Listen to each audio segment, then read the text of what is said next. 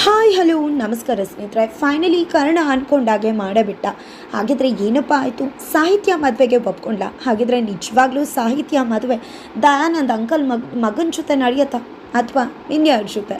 ಯಾವ ಒಂದು ಬಗ್ ಟ್ವಿಸ್ಟ್ ಕಾದದ ಮಹಾ ತಿರುವು ಅನ್ನೋದನ್ನು ತಿಳ್ಕೋಬೇಕು ಅಂದರೆ ಈಗಲೇ ನಮ್ಮ ಈ ಚಾನಲ್ನ ಸಬ್ಸ್ಕ್ರೈಬ್ ಮಾಡಿ, ಹಾಗೆ ಈ ಒಂದು ವಿಡಿಯೋವನ್ನು ಪೂರ್ತಿಯಾಗಿ ನೋಡಿ. ಇಲ್ಲಿ ಏನೋ ಅಂದ್ಕೊಂಡ್ರೆ ಇನ್ನೇನು ಆಗ್ತದೆ ಎಂದು ಕೂಡ ಯಾರಿಗೂ ಕೆಡಕ್ಕೆ ಬಯಸ್ತಿರೋ ಕರ್ಣನಿಂದ ಒಂದು ದೊಡ್ಡ ತಪ್ಪಾಗೋಯ್ತು. ಒಂದು ತಂದೆ ಆಸೆ, ಕೊನೆಯ ಆಸೆ ಈಡೇರಲಿಲ್ಲ. ಮಗಳ ಮದುವೆ ಆಗಲಿಲ್ಲ. ಆ ಕರಿಮಣಿ ಆಕೆ ಕುತ್ತಿಗೆಗೆ ಬೀಳಲಿಲ್ಲ. ಜೊತೆಗೆ ಕೋಮಾ ಸ್ಟೇಜ್ನ ಕೂಡ ತಲುಪಿಟ್ರು. ಮಗಳ ಜೀವನ ಬೀದಿಗೆ ಬಂದ್ಬಿಡ್ತು. ತಾನು ಸಾಯೋದ್ರೊಳಗೆ ತನ್ನ ಮಗಳನ್ನು ಸೆಟಲ್ ಮಾಡಿ ಹೋಗಬೇಕು ಅಂತ ಅಂದ್ಕೊಂಡಿದ್ದ ವಿಶ್ವನಾಥ್ ಅಂಕಲ್ ಆಸೆ ಫಲಿಸಲಿಲ್ಲ. ಆದರೆ ಒಮ್ಮೆಲೆ ತಾನು ಮಾಡಿದ್ದು ತಪ್ಪು ಅನ್ನೋದು ಅರಿವಾಗಿದ್ದೇ ತಡ ಕರ್ಣ ಬಂದು ಕಾಲಿಡ್ದು ಕ್ಷಮೆ ಕೇಳ್ತಾನೆ. ಎಷ್ಟೇ ಹೊಡೆಸ್ಕೋತಾನೆ, ಬೈದರೂ ಬೈಸ್ಕೋತಾನೆ, ಅವಮಾನ ಮಾಡಿಸ್ಕೋತಾನೆ. ಯಾಕಂದರೆ ತನ್ನಿಂದ ತಪ್ಪಾಗಿದೆ ಅಂತ. ಯಾಕಂದರೆ ಒಂದಿನ ಕೂಡ ಯಾರಿಗೂ ಕೆಡಕ್ಕೆ ಬಯಸ್ತವನಲ್ಲ ಕರ್ಣ. ಕೆಡಕ್ಕೆ ಬಯಸ್ತಿರೋ ಕರ್ಣನಿಂದ ಇಂಥ ಒಂದು ದೊಡ್ಡ ತಪ್ಪಾಗಿದ್ದು ಮನೆಯವ್ರಿಗೂ ಕೂಡ ಆತಂಕ ತರುತ್ತೆ, ಆಶ್ಚರ್ಯ ತರುತ್ತೆ. ತನ್ನಿಂದಾದ ತಪ್ಪನ್ನು ತಾನೇ ಸರಿ ಮಾಡ್ತೀನಿ ಅಂತ ಮುಂದಾದಂಥ ಕಾರಣ ಸಾಹಿತ್ಯ ಜವಾಬ್ದಾರಿಯನ್ನು ತನ್ನ ಹೆಗಲ ಮೇಲೆ ಹಾಕೋತಾನೆ. ವಿಶ್ವನಾಥ್ ಅಂಕಲ್ಗೆ ಕೋಮಾಗೆ ಹೋಗೋಕ್ಕೂ ಮುನ್ನ ಮಾತು ಕೊಡ್ತಾನೆ. ಯಾರು ನಂಬಿದ್ರೋ ಬಿಟ್ರೋ, ಆದರೆ ವಿಶ್ವನಾಥ್ ಅಂಕಲ್ ಕರ್ಣನ ನಂಬೇ ಬಿಟ್ರು. ಕರಿಮಣಿನ ಕೈಗಿಟ್ಟು ತನ್ನ ಮಗಳ ಜವಾಬ್ದಾರಿಯನ್ನು ಆತನಿಗೆ ವಹಿಸಿ ಕೋಮಾಗೆ ಹೋಗ್ಬಿಟ್ರು. ಆದರೆ ಇಲ್ಲಿ ಸಾಹಿತ್ಯ ಅವಮಾನ, ಮರ್ಯಾದೆ ಎಲ್ಲ ಕೂಡ ಬೀದಿ ಪಾಲಾಗ್ತದೆ. ಹಡ್ಕೊಳ್ಳೋರು ಬಾಯಿಗೆ ಆಹಾರ ಆಗಿಬಿಟ್ಟಿದ್ದಾಳೆ. ಜೊತೆಗೆ ಈ ಕಡೆ ದಯಾನಂದ್ ಅಂಕಲ್ನ ಮೊದಲು ಸಾಹಿತ್ಯ ಮದುವೆ ಮಾಡ್ಕೊಳ್ಳೋ ಹಾಗೆ ಒಪ್ಪಿಸ್ಬೇಕು ಅಂತ ಹೇಳಿ ಕರ್ಣ ದಯಾನಂದ್ ಅಂಕಲ್ ಅವ್ರ ಮನೆಯವ್ರಿಗೆ ಅರ್ಥ ಮಾಡಿಸ್ತಾನೆ.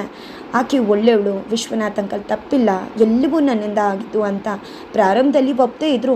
ನಂತರ ಅವರು ಕೂಡ ಅದನ್ನು ಅರ್ಥ ಮಾಡ್ಕೋತಾರೆ.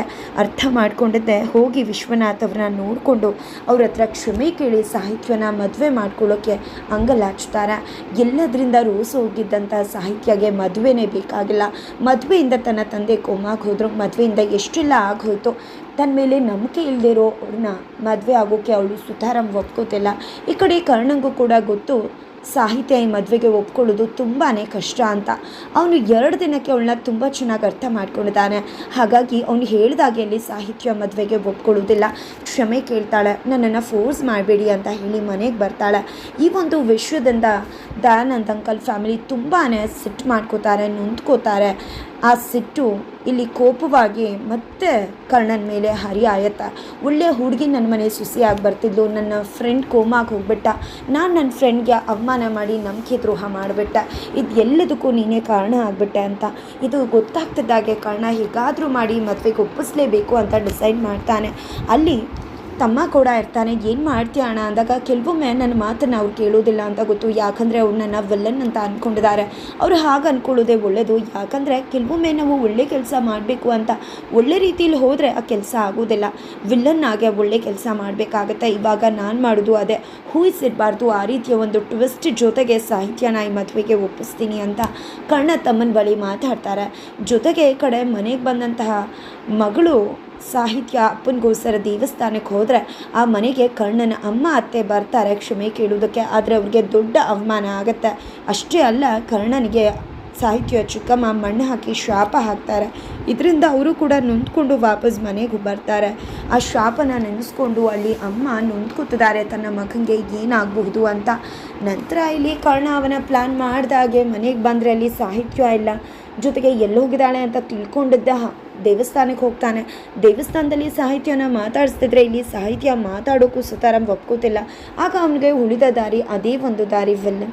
ತಕ್ಷಣ ಈ ಕಡೆ ಸಾಹಿತ್ಯನ ಕಿಡ್ನಾಪ್ ಮಾಡ್ತಾನೆ. ಸಾಹಿತ್ಯನ ಕಿಡ್ನಾಪ್ ಮಾಡಿ ನಾನು ನಿಮ್ಮನ್ನ ಕರ್ಕೊಂಡು ಹೋಗ್ತಿದ್ದೀನಿ, ಆ ಜಾಗಕ್ಕೆ ಕರ್ಕೊಂಡೋಗಿ ಅರ್ಧ ಗಂಟೆಲಿ ವಾಪಸ್ ಕರ್ಕೊಂಡು ಬರ್ತೀನಿ, ಗಲಾಟೆ ಮಾಡಬೇಡಿ, ಇನ್ನೆಂದೂ ನಿಮಗೆ ಮುಖ ತೋರಿಸೋದಿಲ್ಲ, ದಯವಿಟ್ಟು ಸುಮ್ಮನಿರಿ ಅಂತ ಹೇಳಿ ಸಾಹಿತ್ಯನ ಒಂದು ಜಾಗಕ್ಕೆ ಕರ್ಕೊಂಡು ಹೋಗ್ತಾನೆ. ಅದು ಬೇರೆ ಯಾರ ಜಾಗ ಕೂಡ ಅಲ್ಲ, ವಿಶ್ವನಾಥ್ ಅಂಕಲ್ ಹಾಗೆ ಅಲ್ಲಿ ತಮ್ಮ ಗೋಳನ್ನು ನೋವನ್ನು ಹೇಳ್ಕೊತಿದ್ದಂಥ ಅವರ ಹೆಂಡತಿ ಸಮಾಧಿ ಅಂದರೆ ಸಾಹಿತ್ಯರ ಅಮ್ಮನ ಸಮಾಧಿ. ಅದನ್ನು ನೋಡಿದ್ದೆ ತಡ ಸಾಹಿತ್ಯ ಹೋಗಿ ಕಣ್ಣೀರು ಹಾಕ್ತಿದ್ದಾಳೆ. ಅಪ್ಪ ತನ್ನನ್ನು ಕರ್ಕೊಂಡು ಬಂದಿದ್ದನ್ನು ನೆನಪು ಮಾಡ್ಕೊತಿದ್ದಾಳೆ. ಅಮ್ಮ, ಅಪ್ಪ ತನಗೆ ಆರೋಗ್ಯ ಸರಿಯಿಲ್ಲ, ಸಾಯ್ತಿದ್ರು, ಅದನ್ನು ನನ್ನ ಹತ್ರ ಹೇಳಲೇ ಇಲ್ಲ ಅಮ್ಮ. ನಿನ್ನ ಹತ್ರ ಕೂಡ ಅವತ್ತಷ್ಟೆಲ್ಲ ಕೆಮ್ತಿದ್ರು, ಎಷ್ಟು ಹೇಳಿದ್ರು ಕೇಳಿದ್ರ ಅವರು? ಸುಳ್ಳು ಹೇಳಿದ್ರು. ಹಾಸ್ಪಿಟಲ್ ಕರ್ಕೊಂಡು ಹೋಗ್ತೀನಿ ಅಂದರೂ ಸುಳ್ಳು ಹೇಳಿದ್ರಮ್ಮ ಅಂತ ಅಳ್ತಿದ್ರೆ ಈ ಕಡೆ ಕರ್ಣ ಬರ್ತಾನೆ, ವಿಲ್ಲನ್ ರೂಪದಲ್ಲಿ ಬರ್ತಾನೆ. ಏನು ನಿಮ್ಮ ಅಪ್ಪನ ನೆನೆಸ್ಕೊಂಡು ಅಳ್ತಿದ್ದೀರಾ, ಏನು ಮಾಡ್ತಿದ್ದೀರಾ ನೀವು ಅಂತ ಕೇಳ್ತಿದ್ರೆ, ಯಾಕೆ ನನ್ನನ್ನು ಇಲ್ಲೇ ಕರ್ಕೊಂಡು ಬಂದ್ರಿ ಅಂದಾಗ ಹೇಳ್ತೀನಿ, ಇಲ್ಲ ಅಂತ ಹೇಳ್ತಿಲ್ಲ. ನಿಮ್ಮಪ್ಪ ಏನು ಮಾಡಿದ್ರು ಗೊತ್ತಾ, ಇಲ್ಲೇ ಕೂತ್ಕೊಂಡು ಸುಮತಿ ನನ್ನ ಮಗಳು ಕರಿಮಣಿ ಬೀಳಲಿಲ್ವೇ, ಒಬ್ಬ ಪಾಪಿ ಬಂದು ನನ್ನ ಮಗಳನ್ನ ಮದುವೆ ನಿಲ್ಲಿಸ್ಬಿಟ್ನೆ, ನನ್ನ ಮಗಳು ತಪ್ಪೇ ಮಾಡಿಲ್ವೇ ಅಂತ ಹೇಳ್ತಿದ್ದೆ ಅಂದಾಗ ಈ ಕಡೆ ಸಾಹಿತ್ಯಕ್ಕೆ ಕೋಪ ಬಂದುಬಿಡುತ್ತೆ. ನಮ್ಮಪ್ಪನೇ ಇಮಿಟೇಟ್ ಮಾಡಬೇಡಿ ನೀವು ಅಂತ. ಇಮಿಟೇಟ್ ಮಾಡಬಾರ್ದ? ಸರಿ, ಇಮಿಟೇಟ್ ಮಾಡಲ್ಲ. ಆದರೆ ನನಗೆಷ್ಟು ಇರಿಟೇಟ್ ಆಯಿತು ಅಂತ ಗೊತ್ತಾ, ಕ್ಷಮೆ ಕೇಳೋಕ್ಕೆ ಬಂದಿದ್ದು ನನ್ನ ಮೇಲೆ ಕೈ ಮಾಡಿಬಿಟ್ರು ನಿಮ್ಮಪ್ಪ. ಏನೋ ಚಿಕ್ಕ ಹುಡುಗ ಏನೋ ತಪ್ಪು ಮಾಡಿಬಿಟ್ಟಿದ್ದಾರೆ, ಬಿಟ್ಬಿಡೋಣ ಅಂತ ಬಿಡಲಿಲ್ಲ. ಅಂಥ ಪರಿಸ್ಥಿತಿಲೂ ನನ್ನ ಮೇಲೆ ಕೈ ಮಾಡಿದ್ರು, ಅದನ್ನು ನಾನು ಮರ್ತು ಬಿಡಬೇಕಾ? ಯಾವುದೇ ಕಾರಣಕ್ಕೂ ಮರೆಯೋದಿಲ್ಲ. ನಾನು ತಪ್ಪು ಮಾಡಿದೆ, ಏನೋ ಗೊತ್ತಿಲ್ಲದೆ ಆಯಿತು, ಕ್ಷಮೆ ಕೇಳೋಕೆ ಬಂದರೆ ಅಷ್ಟೆಲ್ಲ ಹರಿದ್ರು ಅಂದಾಗ ಇನ್ನೇನು ಮಾಡಬೇಕಿತ್ತು? ನೀವು ಮಾಡಿದ್ದು ಸರಿ ಅಂತ ಹೇಳಬೇಕಿತ್ತ ಅಂತ ಸಾಹಿತ್ಯ ಹೇಳ್ತಿದ್ದಾಳೆ. ಇಲ್ಲ ಇಲ್ಲ, ಅವ್ರ ಕೊನೆಯ ಆಸೆ ಏನು ಗೊತ್ತಾ, ಅವ್ರ ಮಗಳು ಮದುವೆ ಆಗೋದು. ನನ್ನ ಆಸೆ ಏನು ಗೊತ್ತಾ, ಅವ್ರ ಕೊನೆ ಆಸೆ ಈಡೇರದೆ ಇರೋ ಹಾಗೆ ನೋಡ್ಕೊಳ್ಳೋದು. ಅದಕ್ಕೋಸ್ಕರ ನಿಮ್ಮನ್ನ ಇಲ್ಲೇ ಕರ್ಕೊಂಡು ಬಂದಿದ್ದು, ಗೊತ್ತಾಯ್ತಾ ಅಂತ ಹೇಳ್ತಿದ್ದಾಗೆ ಕೆನ್ನೆಗೆ ಒಂದು ರಪ್ಪ ಅಂತ ಹೇಳಿ ಬಾರಿಸಿ ಹೊಡೆದಾಕ್ಬಿಡ್ತಾಳೆ ಸಾಹಿತ್ಯ. ಎಂದು ಕೂಡ ಯಾರ ಮೇಲೂ ಕೈ ಮಾಡ್ತೋಳಲ್ಲ, ಅಂಥವ್ಳ ಮೇಲೆ ಕೈ ಮಾಡಿಸ್ಬಿಟ್ರಲ್ಲ, ದಯವಿಟ್ಟು ಹೊಟ್ಟೋಗಿ ಯಾಕೆ ನನ್ನ ಬೆನ್ನಿಂದ ಬಿದ್ದಿದ್ದೀರಾ ಅಂತ ಹೇಳಿದ್ನಲ್ವ ನಿಮ್ಮನ್ನ ಯಾಕೆಲ್ಲ ಕರ್ಕೊಂಡು ಬಂದೆ ಅಂತ. ನಿಮ್ಮ ಅಮ್ಮನ ಮೇಲೆ ಪ್ರಮಾಣ ಮಾಡಿ ಹೇಳಿ, ನಿಮ್ಮ ಅಪ್ಪನ ಕೊನೆ ಆಸೆ ಈಡೇರಿಸಲ್ಲ ಅಂತ. ಆ ನಂತರ ನಾನು ನಿಮಗೆ ಮುಖನೂ ತೋರಿಸಲ್ಲ, ಹಿಂದಕ್ಕೆ ತಿರುಗೂ ನೋಡಲ್ಲ. ನೋಡ್ತಾರೆ ಎಂದು ಕೂಡ ನನ್ನ ಮುಖ ನಿಮಗೆ ಕಾಣಿಸ್ದೇ ಇರೋ ಹಾಗೆ ಇದ್ಬಿಡ್ತೀನಿ. ಬಟ್ ನಿಮ್ಮ ಅಪ್ಪನ ಕೊನೆ ಆಸೆ ಈಡೇರಬಾರ್ದು ಅಷ್ಟೇ ಅಂತಂದರೆ ಯಾರೇ ನೀವು ಮಾತಾಡೋಕ್ಕೆ, ನಮ್ಮ ಅಪ್ಪನ ಕೊನೆ ಆಸೆ ಈಡೇರಬಾರ್ದು ಅಂತ?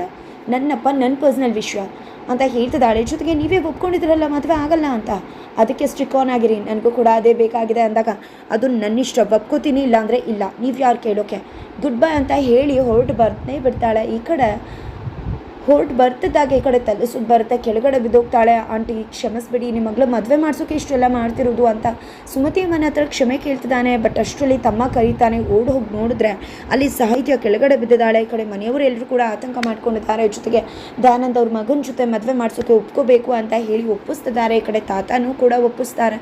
ಆದರೆ ಇಲ್ಲಿ ಸಾಹಿತ್ಯ ಕಾಣಿಸ್ತಿಲ್ಲ. ದೇವಸ್ಥಾನಕ್ಕೆ ಹೋಗಿದ್ದಾಳೆ ಅಂತ ಗೊತ್ತಾಗ್ತಿದ್ದಾಗೆ ತಮ್ಮ ಹೋಗಿ ಹುಡ್ಕೋಕೆ ಹೋದರೆ ಅಲ್ಲೂ ಕೂಡ ಕಾಣಿಸ್ತಿಲ್ಲ. ಆಲ್ರೆಡಿ ಹೊರಟಿದ್ದಾಳೆ. ಯಾರೋ ಒಬ್ಬರು ಕಾರ್ಗೆ ಹಾಕೊಂಡು ಹೋದ್ರು ಅಂತ ಗೊತ್ತಾಗುತ್ತೆ, ಅದು ಕರ್ಣನೇ ಅಂತ ಅಂದ್ಕೊಂಡಿದ್ದೆ. ಈ ಕಡೆ ಮನೆಗೆ ಹೊರಡು ಬರ್ತಾನೆ. ಈ ಕಡೆ ಅವನಂತೂ ನಾನು ಸುಮ್ಮನೆ ಬಿಡೋದಿಲ್ಲ ಅಂತ ಅಂದ್ಕೊಂಡು ಹೊರಟು ಬರ್ತಿದ್ರೆ ಈ ಕಡೆ ಕರ್ಣ ಸಾಹಿತ್ಯನ ಎತ್ಕೊಂಡು ಮನೆ ಕಡೆ ಬರ್ತಿದ್ದಾನೆ. ನನ್ನ ಮಗಳಿಗೆ ಏನು ಮಾಡಿಬಿಟ್ಟೆ ಅಂತ ತಾತ ಮತ್ತು ಚಿಕ್ಕಪ್ಪ ಕೇಳ್ತಿದ್ರೆ ಈ ಕಡೆ ಹಾಗೆ ಒಳ್ಳೆ ಮನೆಗೆ ನುಗ್ಗಿದ್ದೆ. ಈ ಕಡೆ ಮೊದಲು ಅದಕ್ಕೆನ ಸರಿ ಮಾಡಿ ಅಂತ ಹೇಳಿ ಮಲಗಿಸಿ ಹೊರಗಡೆ ಬರ್ತಿದ್ದಾಗೆ ಈ ಕಡೆ ಸಾಹಿತ್ಯಗೆ ಪ್ರಜ್ಞೆ ಬರುತ್ತೆ. ಅಷ್ಟರಲ್ಲಿ ದಯಾನಂದ್ ಅವ್ರು ಕೂಡ ಬರ್ತಾರೆ. ನೋಡಮ್ಮ, ದಯವಿಟ್ಟು ಕ್ಷಮಿಸು, ಮದುವೆಗೆ ಒಪ್ಕೊ ಅಂತ ಹೇಳ್ತಿದ್ದಾರೆ. ಈ ಕಡೆ ಸಾಹಿತ್ಯ ಮದುವೆಗೆ ಒಪ್ಕೊಳ್ದೆ ಹಾಗೆ ಮೌನವಾಗಿರ್ತಾಳೆ. ಇಲ್ಲಿ ಕರ್ಣ ಆಡಿದ ಮಾತುಗಳನ್ನು ನೆನಪು ಮಾಡ್ಕೋತಾಳೆ. ಈ ಕಡೆ ಕಿಟಕಿಯಿಂದಾನೆ ಒಪ್ಕೋತಿಲ್ವಲ್ಲ, ಏನು ಮಾಡಿದ್ವು ಅಂತ ಅಂದ್ಕೊಂಡಿದ್ದೆ. ಮತ್ತೆ ಕಾಲ್ ಮಾಡ್ತಾನೆ. ನೋಡಿ, ಎಚ್ಚರ ಆಗಿದ್ದೀರಾ, ಮತ್ತೆ ಹೇಳ್ತಾ ಇದ್ದೀನಿ, ಯಾವುದೇ ಕಾರಣಕ್ಕೂ ನಿಮ್ಮ ಅಪ್ಪನ ಕೊನೆಯ ಆಸೆ ಈಡೇರಬಾರ್ದು. ನನಗೆ ಬೇಕಾಗಿರೋದು ಅದೇನೆ. ನೀವು ನನಗೆ ಮಾತು ಕೊಟ್ಬಿಡಿ, ನಿಮ್ಗೆ ಎಂದೂ ಡಿಸ್ಟರ್ಬ್ ಮಾಡಲ್ಲ, ಮದುವೆ ಆಗಲ್ಲ ಅಂತ, ನಿಮ್ಮ ನಿರ್ಧಾರಕ್ಕೆ ಸ್ಟಿಕ್ ಆನ್ ಆಗ್ತೀನಿ ಅಂತ ಕೇಳ್ತಿದ್ರೆ ಈ ಕಡೆ ಕೋಪ ಬಂದಿದ್ದೆ ಸಾಹಿತ್ಯ. ಅಂಕಲ್, ನಾನು ಮದುವೆ ಆಗ್ತೀನಿ ಅಂತ ಹೇಳೇ ಬಿಡ್ತಾಳೆ. ತಕ್ಷಣ ಎಲ್ರಿಗೂ ಎಷ್ಟು ಖುಷಿ ಆಗುತ್ತೋ ಗೊತ್ತಿಲ್ಲ, ಬಟ್ ಕರ್ಣಂಗೆ ತುಂಬಾ ಖುಷಿ ಆಗುತ್ತೆ.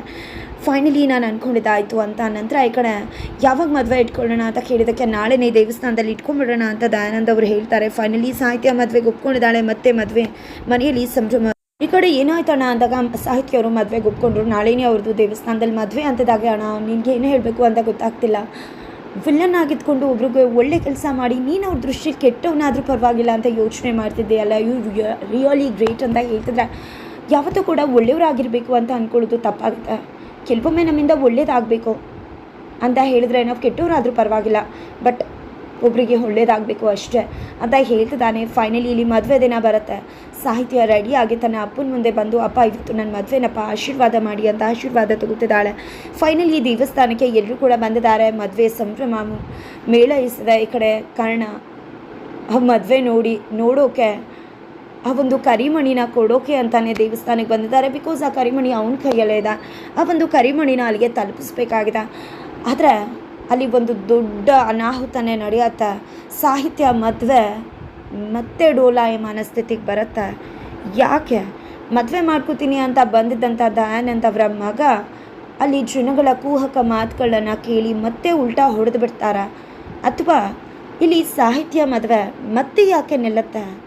ಆ ಮದುವೆ ನಿಲ್ಲಬಾರ್ದು, ಮತ್ತೆ ನಿಂತರೆ ಖಂಡಿತ ಪೆಟ್ಟಾಗುತ್ತೆ ಅಂತ ಅರಿತಂತಹ ಕರ್ಣ ಆ ಒಂದು ಕೆಟ್ಟ ಸಿಚುವೇಶನಲ್ಲಿ ಸಾಹಿತ್ಯಗೆ ಅದೇ ತನ್ನ ಅವಳ ಅಪ್ಪ ಕೊಟ್ಟಂಥ ಕರಿಮಣಿ ಮಾಲೀಕನಾಗೆ ಕುತ್ತಿಗೆಗೆ ಹಾಕೇ ಬಿಡ್ತಾನೆ. ಬಟ್ ಹೇಗೆ ಅನ್ನೋದನ್ನು ತಿಳ್ಕೊಬೇಕು ಅಂದರೆ ಮುಂದಿನ ವಿಡಿಯೋಗೋಸ್ಕರ ರೀಚ್ ಮಾಡಬೇಕಾಗತ್ತೆ.